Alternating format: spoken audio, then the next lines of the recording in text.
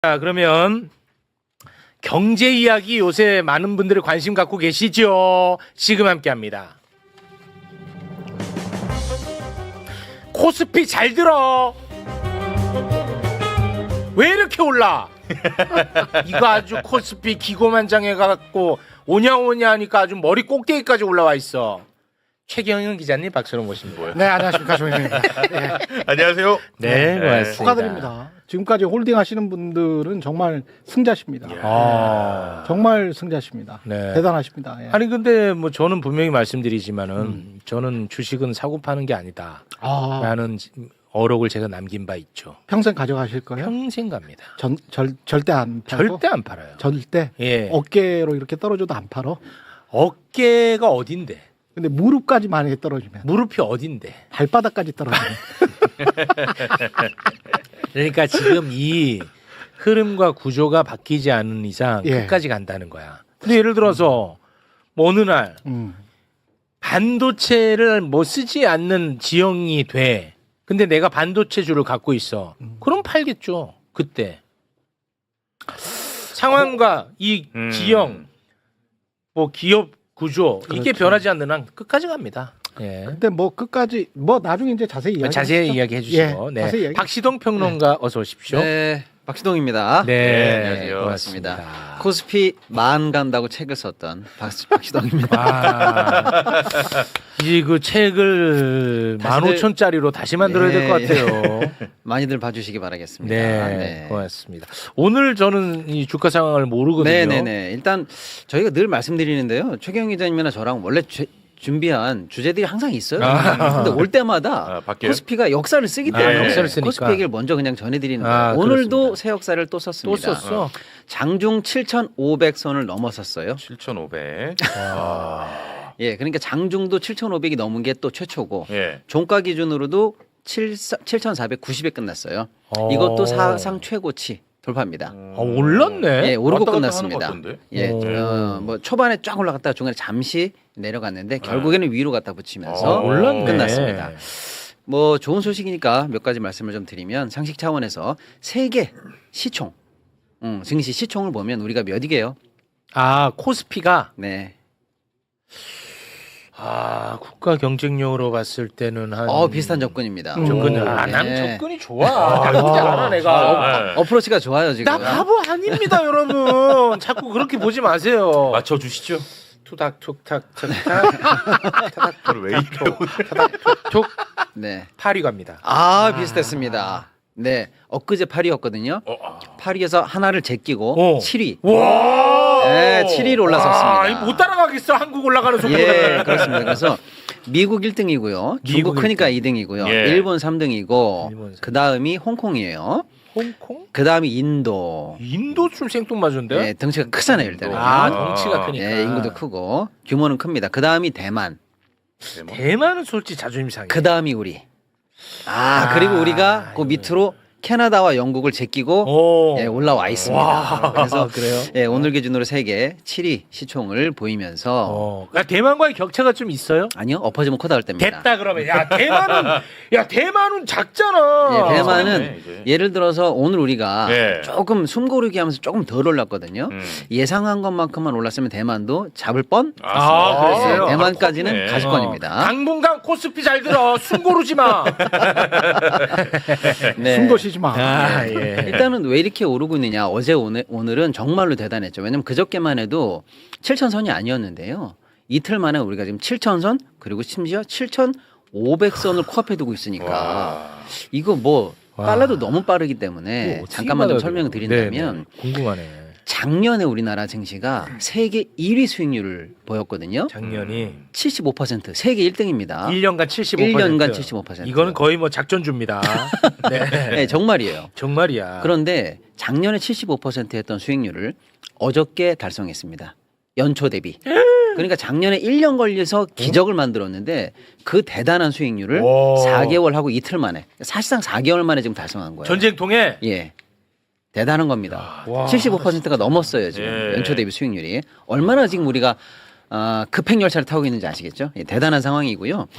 왜 이렇게 빨리 오르고 있나? 어떤 상황인가를 요 최근의 흐름만 설명드리면 좀 크게 보시기를 바랍니다. 뭐냐면 1분기 실적 발표가 우리도 끝났지만 주요한 선진국의 또 미국의 큰 회사들이 다 발표가 됐어요. 예. 결론은 성적들이 다 좋네. 아 좋아요. 네, 좋아요. 이익도 또 많이 남기고 매출도 다 좋았어요.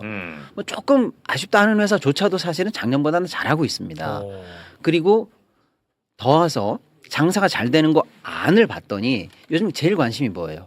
AI 돈 돼? AI 이거잖아요. 돈 돼. 뚜껑을 열어봤더니 돈 돼? 돈 됩니다. 돈 돼? 예, AI 돈 되고 네. 데이터 센터 돈 되고 그럼 뭐야? 거칠 거 없네. 돈 더 때려 넣어라고 해서 돈 돼? 투자까지도 지금 계속 늘린다는 발표를 하고 있습니다. 이게 핵심이에요.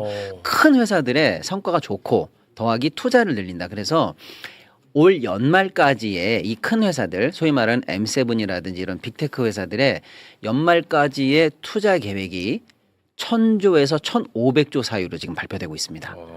와. 이게 왜 중요하냐? 얘네들이 집행하는 1000조나 1500조가 어디로 흘러가게 해요?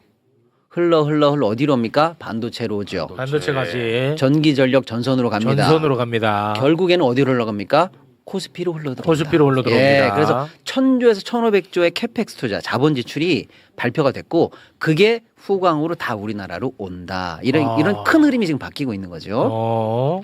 자, 그다음에 미국 주식이 그래도 계속 좋은데 미국 주식이 좋은데 왜요? 네. 아 지금 출연자 대기하시는 분들이 너무 떠들어서 김승원 의원님 조용히 해주세요. 제가 지금 네, 방송 네. 중입니다. 예. 이게. 네.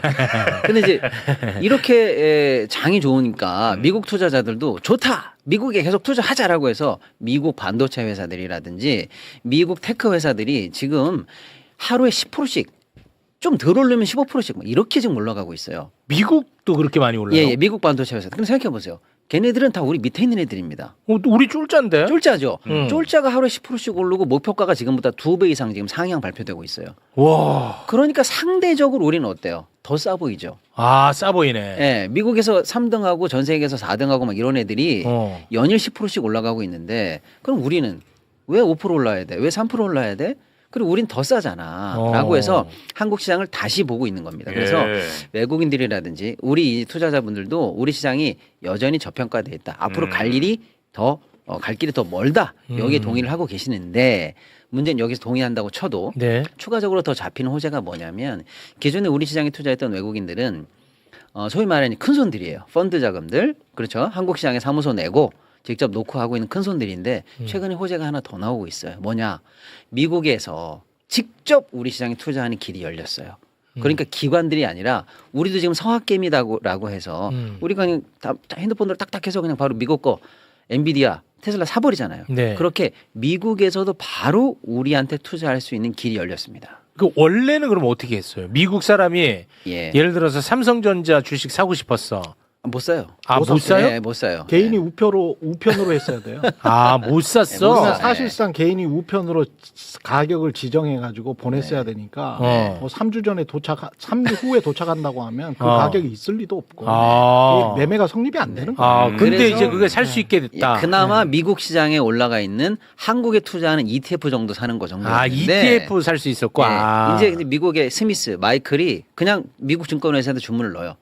삼성 사야 되겠다, 하이닉스 사야 되겠다. 그러면 그 주문을 우리나라 증권사가 받아서 체결해서 보내주는 방식으로 직접 투자의 길이 열렸습니다. 열렸어요. 우리나라 증권회사가 미국에 진출했다는 거예요. 아니요, 미국 아니요. 회사하고 딜을 맺어서 아. 미국 소비자가 직접 미국 증권회사에 주문을 넣고 어. 그걸 우리가 위탁으로 받아서 바로 체결해서 결과를 보내주는 그렇게 하는 방식으로 거야? 드디어 뚫렸습니다. 아, 오케이. 그러니까 한 회사가 뚫었거든요. 그러니까 나머지 회사들도 곧이어 다 뚫겠죠. 지금 한 증권회사가 뚫었거든요. 네. 네. 그리고 야, 미국 투자자만 직접 투자하냐? 유럽은, 홍콩은 그래서 그쪽도 지금 내일 모레 뚫립니다. 지금 딜이 거의 걸렸어요. 아니 근데 그동안에는 왜 안 뚫리던 게 지금 뚫려요? 우리가 관심- 잘 되니까. 별 잘 관심도 되니까. 없었고. 그거지만 예. 그 동안에는 그런 게 있었어요. 이제 우리가 IMF 외환위기를 겪고 나서 외환에 대한 달러에 대한 어떤 공포심이 있잖아요.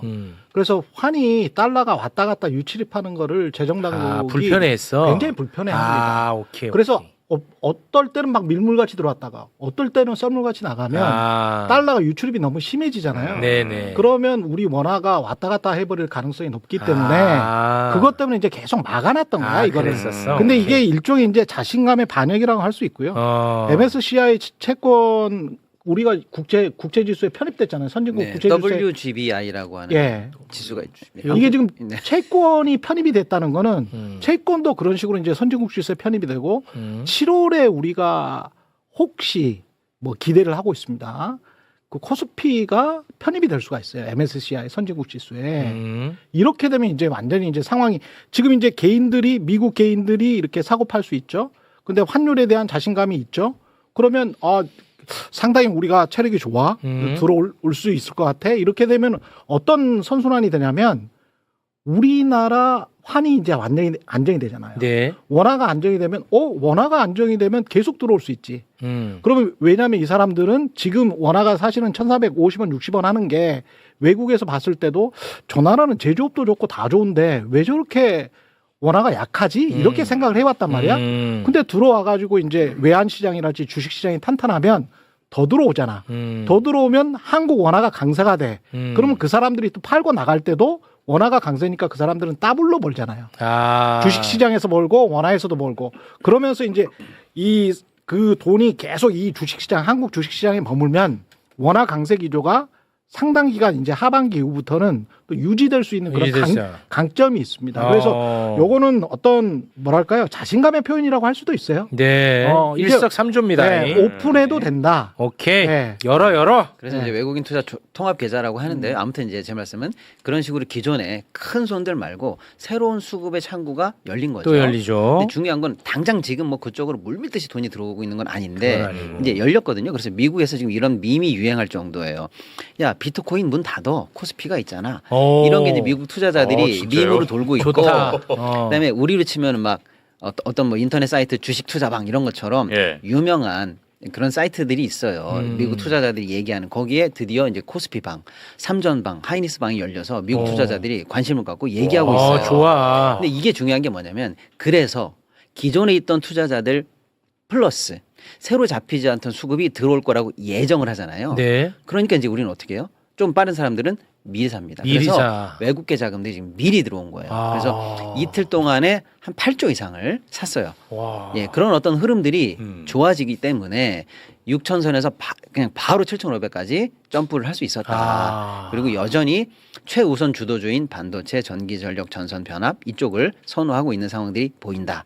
이게 이제 최근의 흐름이다 이렇게 보시면 되고요. 네. 오늘은 조금 주춤했던 이유는 전체적으로 세계 시장, 미국 시장, 아시아 증시 다 좋은 흐름이었거든요. 네. 근데 다만 어저께 우리가 워낙에 많이 올랐기 때문에 일부 차익 실현 매물이 좀 나왔습니다. 근데 그런 건 뭐 가볍게 숨고르기 정도 하고 가도 될 정도다 이렇게 좀 보시면 될 것 같고 이런 흐름 속에 있다. 그래서 지금 코스피 최상단을 전망했던 게 8,600이거든요. 국내외 증권사가 연말까지. 8,600. 예, 최상단이 지금 나왔던 모든 최고치가. 근데 오늘로 9,000 전망이 나오기 시작했습니다. 9천 전망. 그 전망하는 사람은 누군데 맨날 그렇게 봐가면서 해. 아니 맨날 받고 쑥 보니까 오를 것 같으니까 9천. 정확합니다. 맞아요. 그럴 수밖에 없어요. 올라가면 바꿉니다. 올라가면 바꿔요. 올라가면 바꾸는 게 무슨 예측이야. 그게 영업 비밀이에요. 그러면서 3천에서 9천 간다 그러면 아무도 안 믿잖아. 아이 그래도 그게 실력이죠. 네. 아니 모르면 그냥 가만히 있으라 그래. 예측하지 말고. 그러니까 이제 숫자보다는 왜지? 이걸 보시면 되죠. 왜? 네가 봐도 이익이 계속 늘 것 같지. 네가 봐도 코스피가 저평가돼 있는 것 같지. 기존에 할인하던 할인 요소 하나를 없앴구나. 이제 더 이상 발목 잡는 요소가 없어졌다. 이런 논리적 근거를 보시면 이제 동의가 되면 그 얘기를 믿는 거지. 9천이라고 진짜 9천이냐? 너 그러다가 8,900이면 어떡할래? 뭐 이렇게까지 가는 상황은 아니고. 네, 그렇습니다. 근데 아무튼 지금 예를 들어서 미국에서 봤을 때는 우리께 좀 싸 보이는 건 맞나 보군요. 이렇게 보시면 될 것 같아요. 예를 들어서 네. 올 연초만 해도 미국장에서 이제 오를 만큼 올랐으니까 미국장이 나쁘다는 건 아닌데 밖으로 나가는 흐름이 미국에 있었습니다. 해외 투자로 너무 빼자. 많이 올랐다고 생각해서. 그런 자금 집행이 좀 많이 늘었어요 미국 내에서. 네. 그럼 걔네들이 어디로 가요? 세계에서 제일 수익 높은 데로 가야 되는 거 아니에요? 그렇겠죠. 그렇습니다. 우리나라가 최선호 시장이에요. 그래서 블랙락 리포트, 독일계 증권사들의 리포트, 유럽계 리포트 어디를 보더라도 각국의 본국이라든지 모 시장을 제외한 나머지 시장 중에서 우리가 지금 현재 세계 펀드들이 볼 때도 최선호 시장입니다. 네. 아유 너무 좋습니다. 네. 여기서 이제 구조 아까 그 구조를 말씀하셨는데 이 구조가 참 중요한 게 우리가 위기라고 생각했는데 이게 굉장한 호기로 왔을 수도 있다라는 생각을 점점 많은 사람들이 하고 있는 것 같아요. 미중 갈등 때문에 애플이 지금 이 인터넷 모바일 칩 중에서 가장 중요한 AP 있잖아요. AP를 계속 TSMC에서 받았었거든요. 근데 네. 인텔하고 삼성이 미국에다 공장 지어가지고 이쪽으로 한번 대볼래? 라는 그런 뉴스가 최근에 어제 이제 블룸버그에서 나왔어요. 그런 것도 이제 삼성전자랄지 이런 주식들이 이제 호재군요. 예, 굉장히 높게 올라간 이유 중에 하나인데 예. 이게 미중이 갈등을 하고 대만에 문제가 있으니까 반도체를 대만에 했다가만 전적으로 의존하는 특히 이제 시스템 반도체 쪽을 전적으로 의존하는 미국 입장에서는 자꾸 대안을 찾아야 되잖아요. 근데 그 대안이 아시아에서 지금 한국밖에 없는 거예요. 그러니까 이제 제조업 이번에도 뭐 군사적인 문제, 전쟁이나 뭐 이런 것들 봤을 때도 우리 방산이랄지 한국의 제조업이 굉장히 강한 거를 우리가 봤잖아요. 그러니까 반도체가 이제 기본적으로 아 저기가 거의 유일하구나. 만약에 대만이 잘못되면 유일하구나. 그다음에 이제 다른 제조업 중에서도 중국을 견제를 하고 서방 진영에서 제조업을 그래도 잘 만드는 나라가 일본, 독일, 한국밖에 없네. 근데 독일은 경제 성장률이 지금 계속 떨어지고 있고 잘 안 좋습니다. 그러면 일본은 고부가치 산업으로 많이 넘어갔고 한국은 전방위적으로 마스크부터 끝까지 다 만들잖아요. 우리는 고부가치 산업까지. 그러니까 그런 것들이 굉장히 과거에는 중국이랑 경쟁할 때는 이게 약점이었는데 지금은 진영이 나눠지면서 아, 서방부에서는 우리가 다 팔 수 있네. 이런 이제 인식을 점점 갖기 시작하면서 다른 이제 주가들도 막 올라가는 거예요. 예. 그러니까 광물 같은 경우도 광산이나 이런 것들을 우리가 확보한 것도 별로 없지만 재련이랄지 정제랄지 이런 것들은 또 서방부에서 우리가 꽤 잘하거든요. 서방 기업들 중에서는. 예. 근데 그런 것들도 이제 아, 한국에다 맡기면 되겠구나. 그러니까 광산 회사들 호주도 미국도 광산 회사들 라틴아메리카 저 남미도 마찬가지고요. 이쪽 서방부에 관련된 제조업과 관련해서는 한국이 굉장히 강한 요소들이 많다. 그러면 네. 중국이랑 차차 이별을 해나가는 거라면 한국에 굉장히 의존할 수밖에 없다. 그게 군사, 포탄, 방산, 뭐 아까 말씀드린 이제 광물 재련, 반도체, 그 다음에 이제 증권주들이 확 올랐잖아요. 이게 사실은 최태원 의장이 지난번에 여야 국회의원들 모아놓고 무슨 이제 세미나 같은 걸 했는데 네.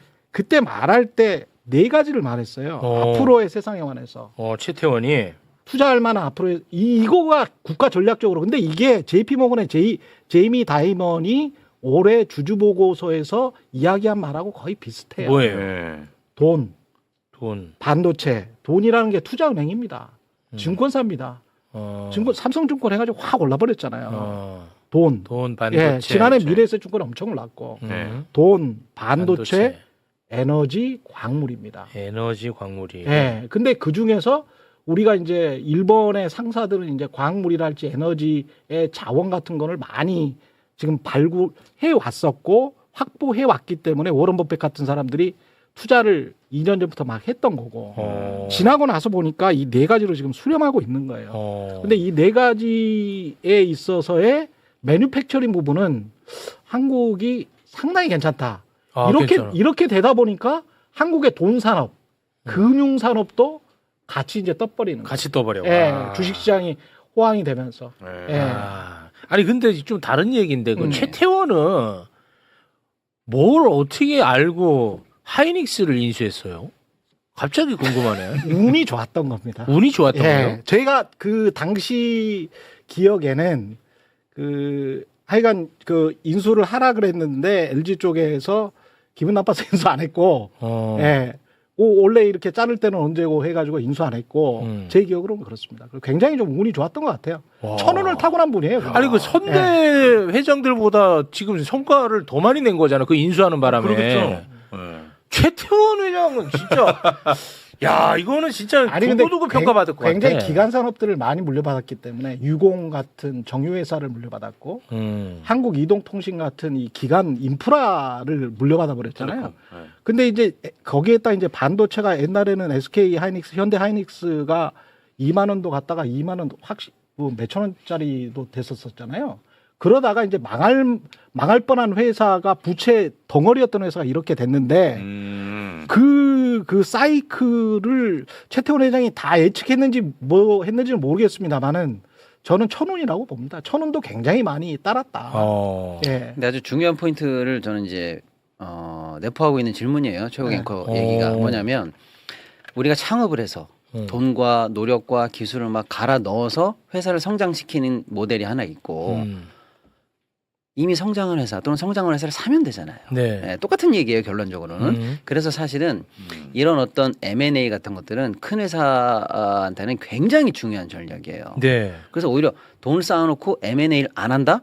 그럼 너 뭐해? 그렇지. 이렇게 저평가받고 혼나야 돼요. 혼나야 돼. 그리고 오히려 돈을 많이 쌓아놓고 조만간에 큰 M&A를 할 것 같은 회사들이 있다. 그러면 기회가 내포돼 있는 거죠. 예, 그런 측면에서 아주 중요한 얘기를 한 거고 중요한 경영 전략입니다. 그래서 그걸 이제 할 수 있는 우리나라 회사들이 몇 개 있어요. 삼성전자 같은 경우에는 지금 한 150조 정도 현금이 쌓여 있거든요. 그래서 하이닉스도 현금 100조를 마련하겠다. 이런 얘기가 지금 가고 있는 거예요. 예, 그 다음 성장 동력으로 예, 전 세계는 유망한 회사를 사면 되거든요. 예, 그럴 수 있는 가능성 있는 회사를 눈여겨보는 것도 그래서 좋은 포인트입니다. 네. 당시에는 아마 최태원 욕 많이 먹었을 거야. 처음엔 좀 힘들었어요. 이상한 거 샀다고. 네, 처음엔 힘들었고요. 그러니까 나는 꼭 뭐 운이 다 이렇게만 얘기할 건 아닌 것 같아. 네. 욕 먹으면서 어찌됐든 샀을 거 아니에요. 네. 와 최태원. 진짜 대단하죠. 그럼 뭐 자꾸 그 얘기 뭐 마누라 빼고 다 받고 그런 얘기 왜 해요? 그거 왜 하는 거예요? 그 얘기. 그 이건희 회장 얘기인데 그거는 막 마누라 빼고 다 받고 장 농담이 아니야 농담이 진짜 한번 우리 해봐야 돼. 네. 그거 왜 해요 지금 SK 얘기하는데? 거기는 마누라까지. 이거 지금 나 최태원 좋아해요. 알겠습니다. 네, 고맙습니다. 자, 그럼 다음 이슈는 네. 어떻게 할까요? 한번 갔다가 올까요? 예, 네. 갔다 오죠. 세금 이야기 좀 합시다. 세금 얘기. 예, 그 제가 요새 막 길거리를 돌아다니다가 사진을 막 찍게 될 수밖에 없어요. 사진을 좀 찍은 게 뭔데? 있는데 뭐야? 부동산 폭탄이 온다. 여의도입니다, 저기가. 여의도인데 이 정권의 부동산 폭탄이 온다. 저것도 예. 국민의힘 같은데요? 장난치고 예, 국민의힘이잖아요. 네. 그다음에 저게 이제 강남 쪽인데 조은희 의원이에요. 저 파란색으로 세금 핵폭탄 준비 중. 핵폭탄 준비 중. 왜 저러냐? 예. 그리고 빨간색으로도 대통령은 뭐 대통령 죄는 삭제, 국민은 세금 폭탄 뭐 이런 이야기죠. 아이고. 뭐 그런 저런 이야기를 하는데 저 이야기의 그 뭐랄까요 시작이 국민의힘이 이제 사실이나 이런 것들을 이제 굉장히 뭐랄까요 부풀리고 과대 포장하고 약간의 거짓과 왜곡을 넣어서 이렇게 국민들을 협박하는 게 굉장히 오래됐는데 네. 저게 핵폭탄이라는 이야기가 MBC에서 나왔던 게 2월인가 그럴 거예요. MBC 보도를 보면 헤드라인이 부동산 잡아야 세금은 핵폭탄 같은 최후 수단. 그래서 최후 수단이니까 함부로 쓰면 안 된다라고 말했거든요. 네. 대통령이 직접 함부로 쓰면 안 된다라고 말했어요. 예. 근데 똑같은 날에 똑같은 말을 듣고 동아일보는 어떻게 썼냐면 세금은 핵폭탄, 부동산 잡을 최우수단 써야 하면 써야. 같은 거를 완전히 다르게 썼네. 예. 이거를 이런 식으로 이제 그 뭐랄까요? 그러니까 제대로 그 사람의 진위를 듣고 그대로 보도를 하는 쪽하고 이거를 어떻게든 꼬는 쪽이 있는데 그걸 꼬면서 또 왜곡까지 하는 것 같습니다. 그런 거를 이제 계속 유포하는 쪽이 지금 국민의힘 쪽인데 예. 장동혁 대표가 관련해서 한 말이 있거든요. 장동희. 예. 한번 좀 보여주실래요? 영상이 준비되어 있습니까? 예. 그럼 영상 한번 보겠습니다. 영상 한번 봅시다.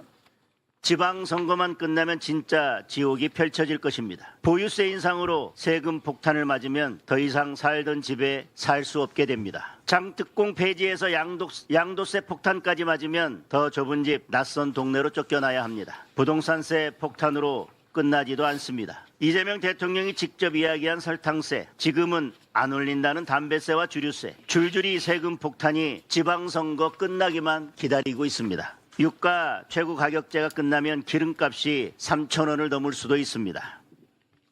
저렇게 또 장난질하고 있습니다. 그나마 저희가 공부가 돼 있어서 저게 얼마나 말도 안 되는 얘기인지는 압니다. 송원송 원내대표 같은 경우는 기획재정부 출신 아닙니까? 그렇죠.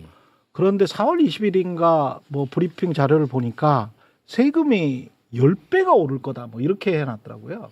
그랬어요. 예, 보도자료를 냈고 그랬던데, 근데 이게 어제 오늘 일이 아니고 2006년도 자료를 제가 한번 보여드릴게요. 국민의힘 자료를 보여드리겠습니다. 그때는 한나라당이었습니다. 한나라당의 노무현 대통령 때 지방선거 앞두고 세금 핵폭탄 공격을 하겠다고 선포를 했다. 노무현 대통령이. 예, 저게 2006년도인데 저 말을 한 한나라당 부대변인이 누군가요? 이정현입니다. 이정현. 예.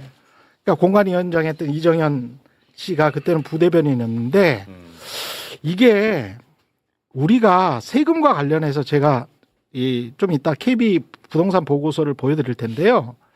꼭 좀 특히 젊은 세대분들이 아셔야 되는 게 2006년이 어떤 때냐면, 이 세금 핵폭탄 이야기할 때 2006년이 어떤 때냐면 우리나라에서 부동산 실거래가가 실거래가로 등록하라고 한 제도가 처음으로 도입된 해예요. 2006년도가. 실거래가로 그러니까 내가 5억의 집을 샀으면 5억의 집을 샀으면 옛날에는 2006년 이전에는 2억 5천에 샀어요. 이렇게 거짓말을 하고 구청에다 신고를 해요. 그걸 다운 계약서라고 했거든요. 그거를 다운 계약서라고 하는구나. 네, 그걸 다운 계약서로 했어요. 그러면 나중에 이제 집을 팔 때 2억 5천 뭐 5억짜리를 뭐 3억에 샀다고 쳐요. 3억에 사서 이제 신고를 했어. 그러면 나중에 이게 집을 또 팔 때도 3억 5천에 팔았어요. 뭐 이런 식으로 신고를 하는 거야. 세금 덜 내려고 양도소득세를 거의 안 냈죠. 이런 방법으로 수십 년 동안 양도소득세를 안 냈고 시가를 이런 식으로 거의 모든 국민들이 탈세범이었습니다. 솔직히 말해서. 다 그랬어. 수십 년 동안 네. 모든 정치인들과 모든 교수님들 다 그랬어요. 네. 예. 근데 2006년도에 마치 김영삼 대통령이 금융 실명제 하는 것처럼 네. 야, 부동산도 실거래가를 제대로 신고해가지고 그거 등록해라 라고 했던 애가 이 해입니다. 근데 이 해에 그냥 이제까지 세금을 안 냈던 거야, 사실은. 네네네. 대한민국 국민들이. 부동산 관련해서. 예. 그래서 사실은 장년층 이상들은 부동산과 관련해서는 세금으로 엄청난 혜택을 봐왔거든요. 그러네. 사실상 탈세를 많이 해왔습니다. 이런 미비한 제도들 때문에. 네. 근데 이때부터 세금은 핵폭탄이라고 한 거야. 이때부터 2006년부터 예. 실거래가 제도가 도입되지도 않았는데 세금은 핵폭탄이라고 한 거예요. 그러니까 기본적으로 금융질서랄지 가격의 제도 자체를 형해화시키는 정당이에요. 이거 못 그러니까 말이 안 됩니다, 이거. 못 써. 아니 국가가 이게 우리가 어디 어떤 아프리카 대륙 수준의 어떤 나라도 아니고 인터넷이 이렇게 발달된 나라에서 2006년도에나 이게 도입이 되고 그거를 또 방해를 하고 20년이 지난 다음에도 야 세금은 핵폭탄이야. 세금은 핵폭탄이야. 핵폭탄 준비할 거야. 핵폭탄 준비도 안 했어. 안 했어. 안 했는데 정상적인 세금에 관해서 부과를 하는 것도 핵폭탄이기 때문에 세금은 못 내. 세금 못 내면 어떻게 됩니까? 나라재정 빵꾸나고. 나라재정 빵꾸나면 어떻게 됩니까? 복지가 안 되잖아요. 네. 우리도 좀 이렇게 미국이나 유럽처럼 일반 주민들이 어디 구청 어디 짐 같은 운동 센터 같은 데 가잖아요.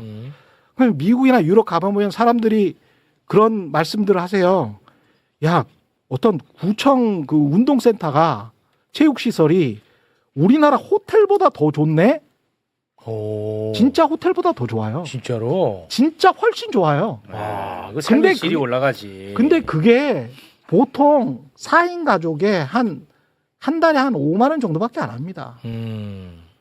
그렇게 럭셔리하게 살 수 있는 거예요. 그럼 우리도 그렇게 가자. 세금을 제대로 걷고 그렇지. 그걸 가지고 공공복지를 늘리면. 근데 왜 맨날 어떤 사람들만 특정 한덕수 같은 분들은 저거 뭐 선거 관련돼서 그러고 있는데도 가서 수영하셨잖아요. 호텔 갔잖아. 예? 호텔. 롯데호텔 가셔. 근데 롯데호텔 가가지고 그런 분들만 네트워킹 하잖아요.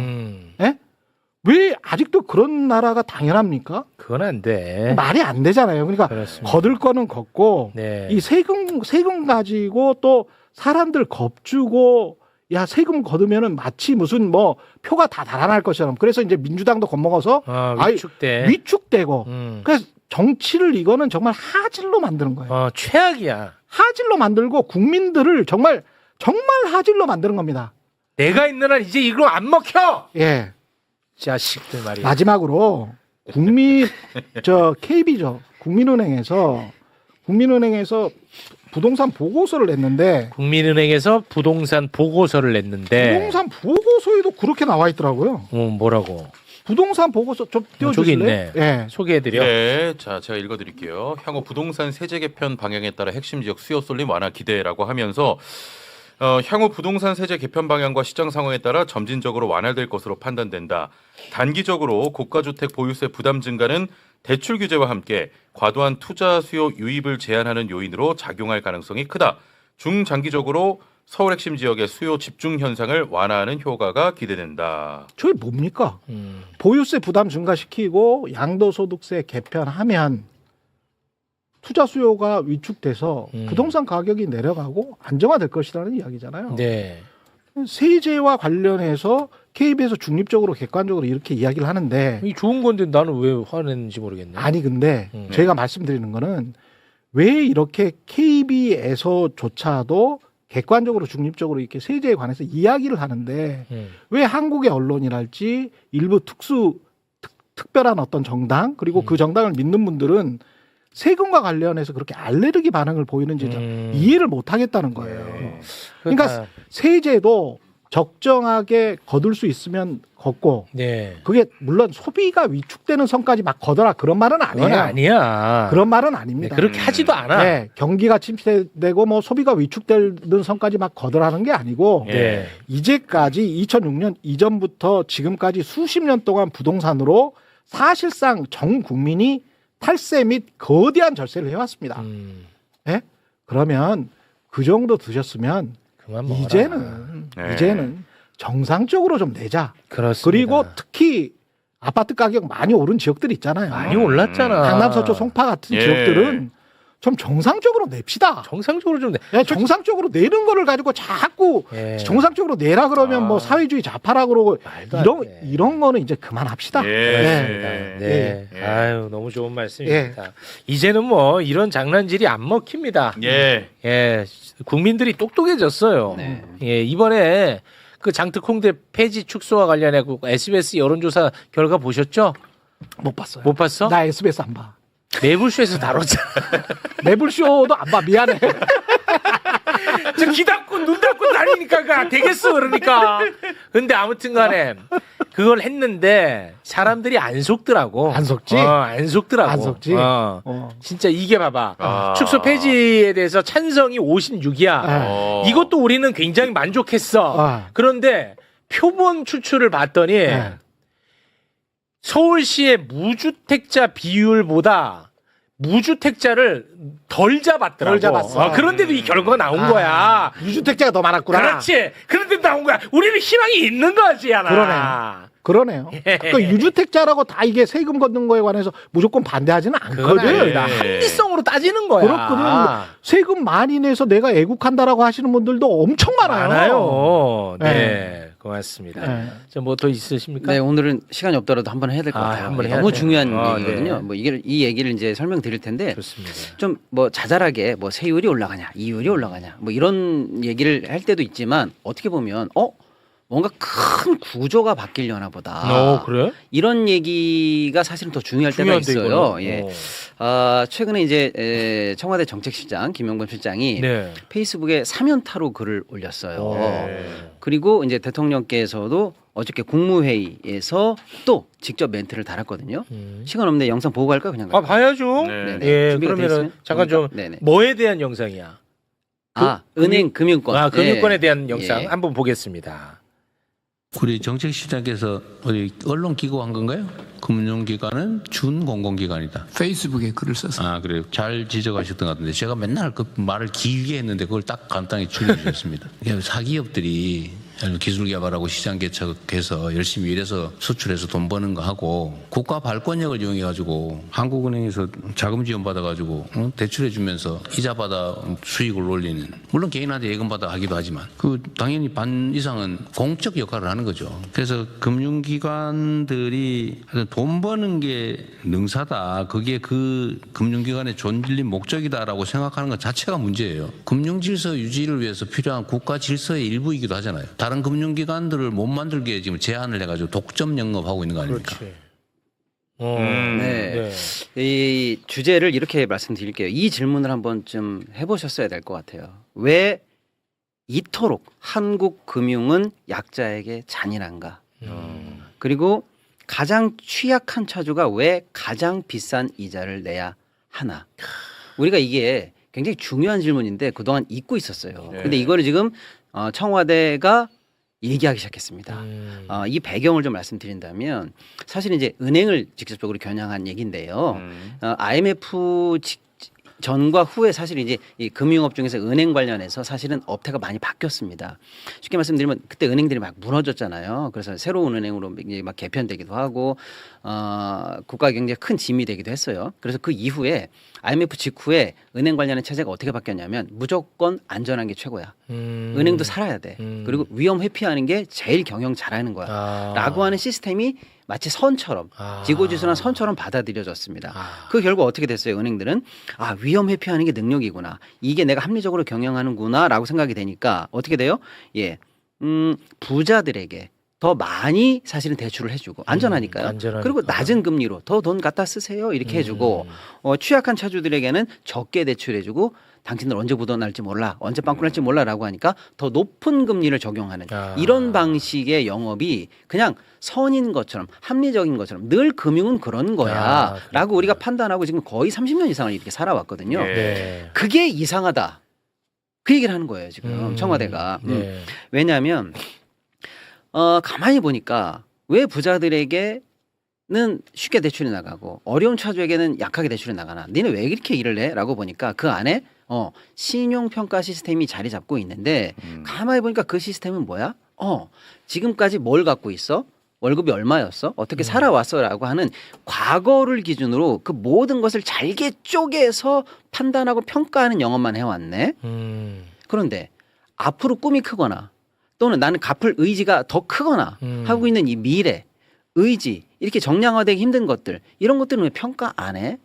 라고 하는 게 사실은 의문이었거든요. 네. 근데 그런 거 왜 합리적으로 얘기 안 하고 지금까지 지내왔어? 라고 정확하게 청와대가 지금 다시 의문을 던지는 겁니다.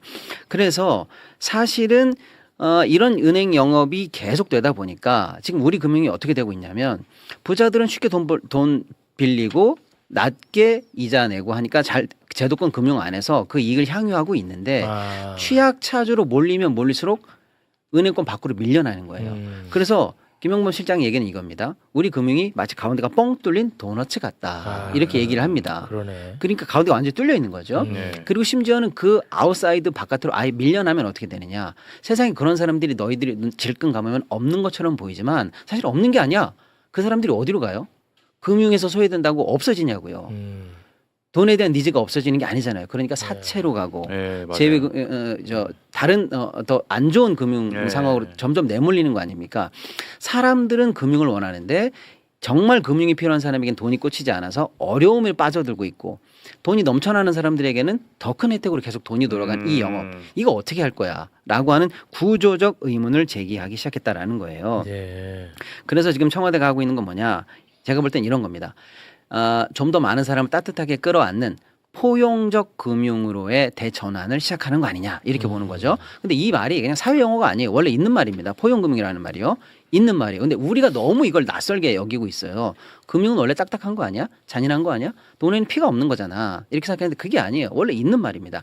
얼마나 약한 사람들이 금융에 잘 접근할 수 있는가. 네. 또 평가할 수 있는 거고 네. 거기서 얼마나 적절하게 평가받고 대출에 수월하게 접근이 가능한가 또는 활용될 수 있는가. 그다음에 만약에 뭐가 잘못됐어요. 그러면 추심 과정이라든지 이런 과정에서 재생의 기회 또는 만회할 수 있는 기회 대환의 기회 이런 것들이 얼마나 열려 있는가. 이 흐름 속에서 쭉 우리는 금융을 봤어야 되는데 그런 건 전혀 돌보지 않았다는 뜻이에요. 그래서 제가 볼 때는 시간 줘서 다른 말씀 못 드리겠는데 청와대가 근본적으로 우리의 신용평가 시스템을 겨냥한 것 같고요. 예. 그리고 포용적 금융으로의 대전환을 시작할 것 같습니다. 네. 그렇게 되면 어떻게 되는 거예요? 예를 들어 은행도 그동안에 땅 짓고 헤엄치던 이자 장사, 부자들에게 더 대출 많이 해주던 장사 말고 이제는 정밀하게 새로운 어떤 신용평가 모델도 개발해야 되겠고요.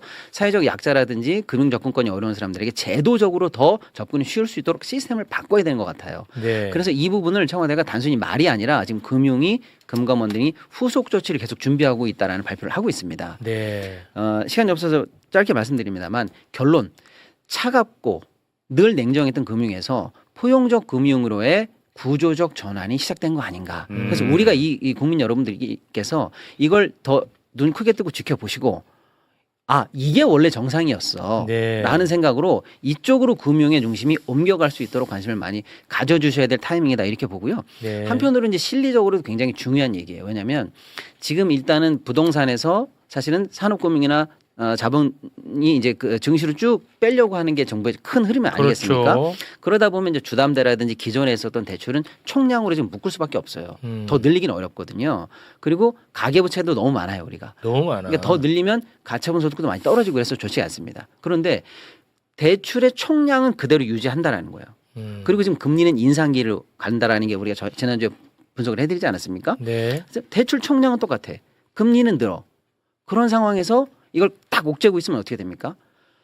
서민들이나 약자에게는 더 어려운 금융 환경이 생기는 거예요. 그렇습니다. 그러니까 큰 정책 틀은 유지하되 이거에 대한 부작용으로 정작 금융이 필요한 사람들이 소외되지 않도록 해야 된다는 내실까지도 청와대가 보고 있는 거 아니냐. 네. 네, 그래서 제가 볼 때 굉장히 의미 있는 움직임이 시작됐다. 이런 네. 말씀 좀 드릴 수가 있겠습니다. 알겠습니다. 금융 낙오자가 생기면 또 그 국가의 비용이 또 투입이 돼요. 그것도. 네, 맞아요. 네. 맞아요. 이게 경제 논리로도 이게 나쁜 게 아닐 거라고 음. 저는 생각합니다. 잘은 모르지만. 예. 네. 자, 두 분과는 여기서 빠르게 인사를 나누도록 하겠습니다. 두 분 대단히 고맙습니다. 네.